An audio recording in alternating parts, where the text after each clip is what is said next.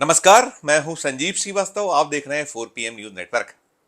मध्य प्रदेश की hot seat Chhindwara से कांग्रेस उम्मीदवार नकुल नाथ ने आज अपना नाम निर्देशन पत्र दाखिल कर दिया। राज्य में छिंदवाड़ा एकमात्र ऐसी सीट है जो 2019 के लोकसभा चुनाव में कांग्रेस को मिल सकी थी और इस बार भी कांग्रेस की यदि सबसे ज्यादा आस और उम्मीद किसी सीट को लेकर है तो वो छिंदवाड़ा को लेकर है। लेकिन उधर भारतीय जनता पार्टी ने इस सीट के लिए भी कमर कसी हुई है। छिंदवाड़ा में काफी गहमा गहमी भरा आलम रहा है पिछले महीने डेढ़ महीने में और उस सीट को लेकर कई तरह की कयास कवायद मशक्कत और अफवाहों का आलम चलता रहा था। वो सब वक्त की बात थी, वो सब खत्म हो चुका है और इस वक्त नकुल नाथ कांग्रेस के प्रत्याशी हैं जिन्होंने आज यानी मंगलवार को अपना नाम निर्देशन पत्र दाखिल कर दिया। नाम निर्देशन पत्र दाखिले के समय पूर्व केंद्रीय मंत्री, मध्य प्रदेश के पूर्व मुख्यमंत्री, मध्य प्रदेश कांग्रेस के पूर्व अध्यक्ष और तमाम बड़े पदों पर रह चुके कांग्रेस के वरिष्ठ नेता कमलनाथ, जो नकुल नाथ के पिता हैं, वो नामांकन पत्र दाखिले के वक्त मौजूद रहे। नकुल नाथ की माताश्री कमलनाथ की धर्मपत्नी अलका नाथ मौजूद रहीं। अलका नाथ ने भी छिंदवाड़ा का प्रतिनिधित्व किया है। छिंदवाड़ा लोकसभा का चुनाव 1996 में एक बार उन्होंने जीता था और परिवार के सदस्यों में नकुल नाथ की धर्मपत्नी भी नामांकन के समय मौजूद नहीं। और सबसे ठीक ठाक खबर ये निकल कर आई कि छिंदवाड़ा में दीपक सक्सेना, जो कमलनाथ के दाहिने हाथ माने जाते हैं और जिन्होंने पिछले सप्ताह इस्तीफा दे दिया था सभी पदों से और साफ साफ उन्होंने कहा था कि वे अब जो पद हैं उनके पास उसको आगे कंटिन्यू करना नहीं चाहते। उन्होंने प्रदेश कांग्रेस कमेटी के अध्यक्ष जीतू पटवारी को भी अपना इस्तीफा भेजा था और कमलनाथ को भी भेज दिया था, तो उससे बड़ा गहरा धक्का सदमा सा पहुंचा था। लेकिन अब ये आज निकल कर आया है कि दीपक सक्सेना मान गए हैं। दरअसल कमलनाथ पिछले सप्ताह भर से परिवार सहित छिंदवाड़ा से बाहर थे। केवल नकुल नाथ भर छिंदवाड़ा में थे और कमलनाथ और उनका पूरा परिवार किसी पारिवारिक आयोजन के लिए छिंदवाड़ा से बाहर था। तो कमलनाथ कल शाम को ही छिंदवाड़ा वापस लौटे हैं। उनकी पत्नी अलका नाथ आई हैं और भी परिवारजना हैं। तो आज सबसे पहले पूरा का पूरा परिवार उनका जो शिकारपुर स्थित कोठी है उस कोठी से लगे हनुमान जी के मंदिर में दर्शन करने पहुंचे, पूजा अर्चना की और पूजा अर्चना के बाद परिवारजन कलेक्ट्रेट पहुंचे और वहां नकुल नाथ का नाम निर्देशन पत्र दाखिल किया। तो छिंदवाड़ा में फिलहाल ये है कि जो भगदड़ मची हुई थी, जो टूट फूट हो रही थी, हालांकि दीपक सक्सेना के मान जाने की खबर आई है, लेकिन दीपक सक्सेना के पुत्र भारतीय जनता पार्टी में जा चुके हैं। अब ये निकल कर आया है कि वे चुनाव में सक्रिय रहेंगे। दीपक सक्सेना भी कहीं ना कहीं मीडिया को बेमन से कुछ संकेत देते दिखे। उनकी वीडियोस फुटेज सामने आए हैं।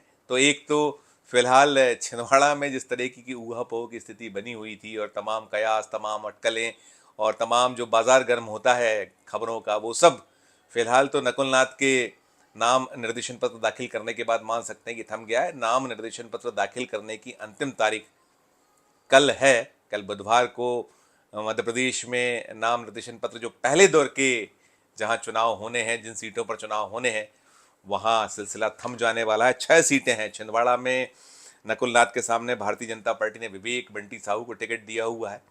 वे कल नाम निर्देशन पत्र दाखिल करेंगे अंतिम दिन और मध्य प्रदेश के मुख्यमंत्री और तमाम भारतीय जनता पार्टी के वरिष्ठ नेता उस नामांकन पत्र दाखिले के दौरान मौजूद रहने वाले हैं, ऐसी सूचनाएं, खबरें हैं। साथ साथ फिर सीधी सीट है, सीधी में मुकाबला कमलेश्वर पटेल, कमलनाथ सरकार में मंत्री रहे कमलेश्वर पटेल कांग्रेस के प्रत्याशी, उनका डॉक्टर राजेश मिश्रा भारतीय जनता पार्टी के प्रत्याशी से मुकाबला होने वाला है। फिर मंडला में भी दिलचस्प और रोचक सी जंग दिखने वाली है। वहाँ ओमकार सिंह मरकाम कांग्रेस के एक कद्दावर नेता हैं, बड़े नेता हैं, ट्राइबल बड़ा चेहरा है, ट्राइबल में बड़े लोकप्रिय माने जाते हैं। तो वे अभी विधायक भी है, मौजूदा विधायक हैं कांग्रेस के मध्य प्रदेश में। उनका मुकाबला फग्गन सिंह कुलस्ते मोदी सरकार में जो मंत्री हैं उनसे होने वाला है। फिर जबलपुर सीट है जो पहले दौर में जहां वोटिंग होना है, वहां से कांग्रेस ने दिनेश यादव को प्रत्याशी बनाया है। तो भारतीय जनता पार्टी ने आशीष दुबे को इस सीट पर टिकट दिया हुआ है, इनका मुकाबला होना है। फिर बालाघाट है, बालाघाट में सम्राट सिंह सरस्वार कांग्रेस के उम्मीदवार घोषित किए गए हैं, जबकि उनके सामने भारती पारधी डॉक्टर हैं पेशे से, उनके बीजेपी ने उन्हें टिकट दिया तो बालाघाट में मुकाबला। और एक छठी सीट जो है वो शहडोल है। शहडोल में फुंदेलाल मार्को कांग्रेस के प्रत्याशी हैं, तो हिमाद्री सिंह ये बीजेपी की उम्मीदवार है, पूर्व सांसद हैं। तो एक बड़ा रोचक सा पूरा का पूरा दृश्य है, परिदृश्य है। और जो पलड़ा है, यदि हम पिछले चुनावों को उठाएं 2014 2019, तो बीजेपी का भारी रहा है।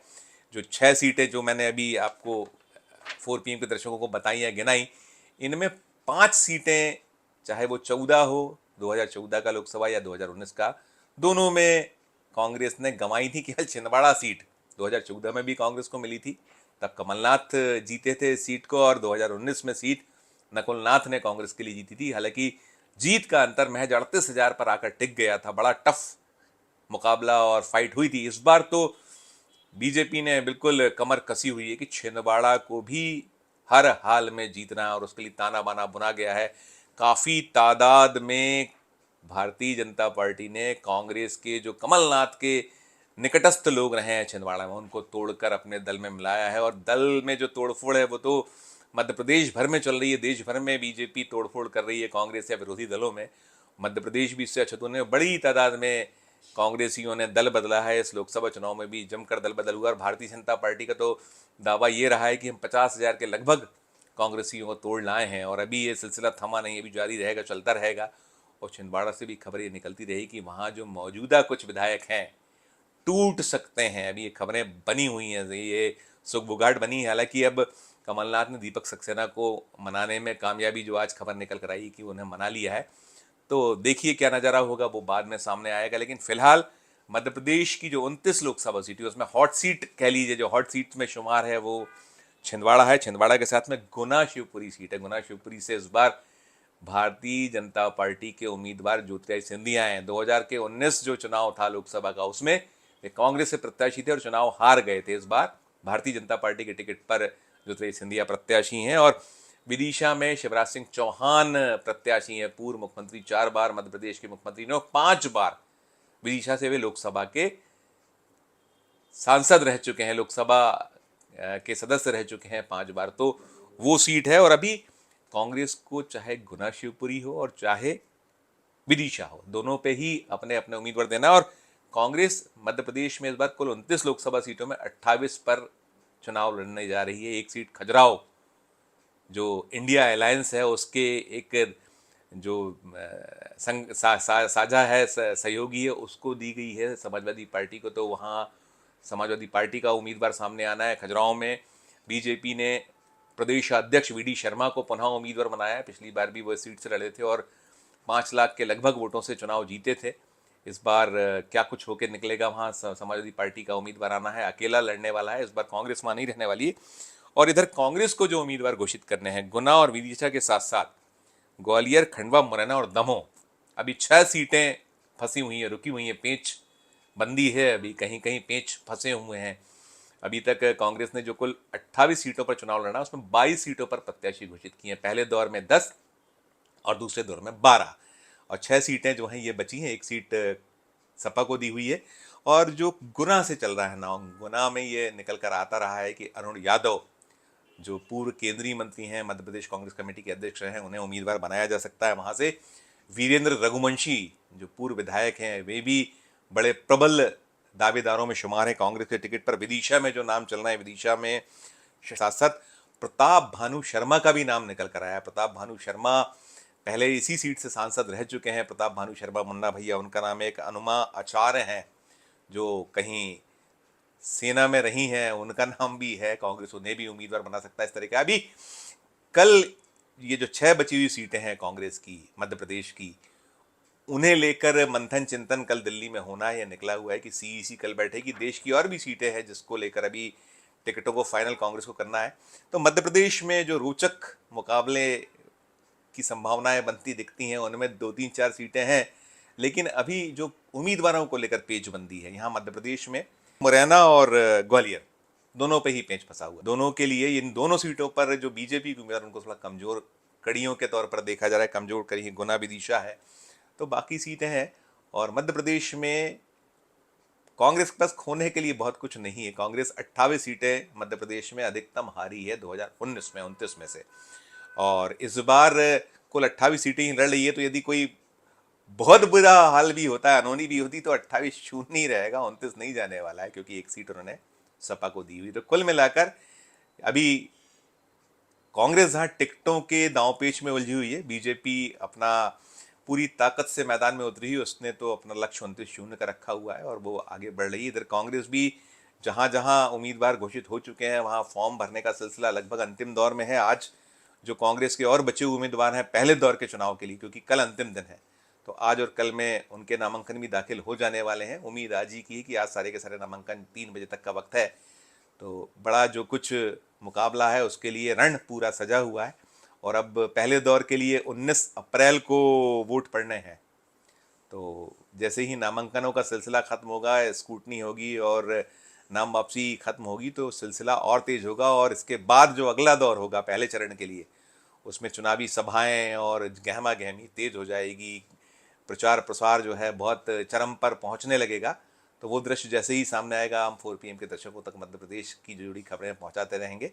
फिलहाल इस वीडियो में इतना ही। हम फिर किसी नए विषय, नए वीडियो के साथ आपके समक्ष उपस्थित होंगे। हमारी अपील कि हमारे इस चैनल को लाइक कीजिए, सब्सक्राइब कीजिए, और यदि ज्वाइन का बटन नहीं दबाया तो ज्वाइन का बटन जरूर दबाइए। साथ साथ हमारे इस वीडियो को अधिक से अधिक लोगों से शेयर भी कीजिए, और वीडियो के कमेंट बॉक्स में जाकर इस वीडियो को लेकर कमेंट करना ना भूलिए। जरूर बताइए कि वीडियो आपको कैसा लगा, और देखते रहिए 4 PM Madhya Pradesh, 4 PM national और 4 PM हमारे अन्य राज्यों के चैनलों को। धन्यवाद, नमस्कार।